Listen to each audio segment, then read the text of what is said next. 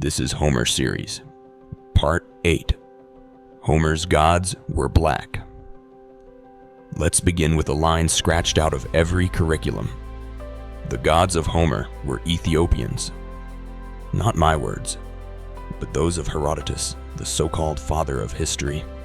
Not just Ethiopians, but black, African, remembered.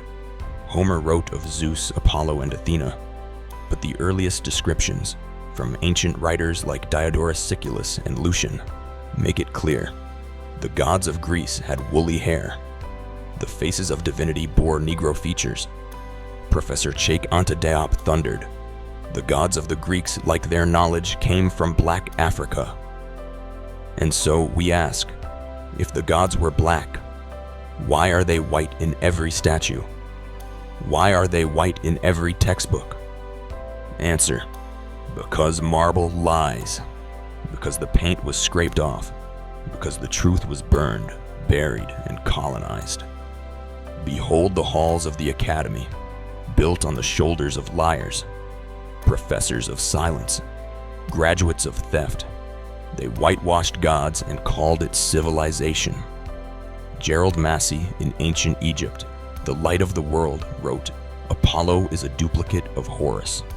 Zeus is Shango in marble. Athena is Oshun with a helmet." The connections are irrefutable. Hermes is Ezu. Dionysus is Obatala in festival. Hades is twisted Orun. In Yoruba, Orun Apadi. But in Homer's version, they forget the source. They turn African archetypes into myths without memory. Hiob Ludolf reminded Europe, the oldest gods dwell in Africa, known before Homer, preserved after Rome. Let's go further. Zeus was described as dark-skinned by early Christian scribes. Apollo was linked to Nubia, the land of black suns. And the Greeks precisely described which land is, the land of the black suns. It is the land where the sun rises and sets, in Nigeria. Athena was born in Libya in some versions, a former Phoenician Yoruba territory, not born from Zeus's skull. Why did they change the stories? Because they couldn't rule if the gods didn't look like them. Because to enslave a people, you must first erase their heavens. But what they erased, we restore. What they silenced, we chant. Inodu irate meji. The lie may live for a time, but truth is the one who buries it. We swim in a great ocean of truth, and the faces rise again.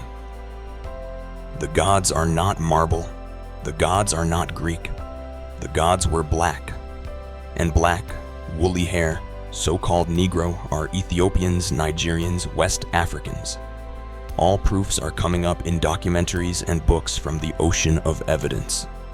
We are exposing the greatest art fraud in spiritual history. White statues forged over black origins. African gods hidden in plain sight. But now, they return. Because Nigeria, the sacred womb of the world, the cradle of civilization, the real Ethiopia, remembers.